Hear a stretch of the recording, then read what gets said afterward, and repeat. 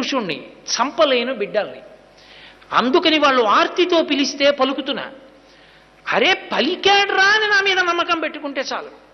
వాడు ఉన్నాడు, అంత పిలిస్తే పలికాడు కదా, అటువంటి వాడిని నమ్మి బతికితే ఇంకా మనకేం కావాలి? కాబట్టి నమ్మి బతుకుదాం అన్న రోజు వస్తుందేమో అని చూస్తున్నాను లక్ష్మి. అందుకుంటా ఇక్కడ, అందుకు నిలబడతా ఇక్కడ. నాకు నిజంగా ఏం కావాలో తెలుసా? నాకు ఇవన్నీ కాదు.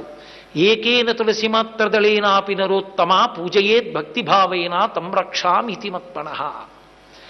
నాకు నిజంగా కావలసింది ఏమిటో తెలుసా? ఒక్క తులసి దళం చాలు.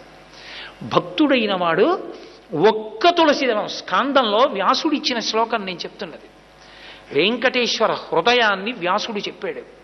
ఏకేన తులసి మాత్రదళేనాపి నరోత్తమ. నాకేం అక్కర్లా, ఒక్క తులసి దళం. అంత భక్తుడైన వాడు తెచ్చి వేస్తే చాలు. నేనేం చేస్తానో తెలుసా?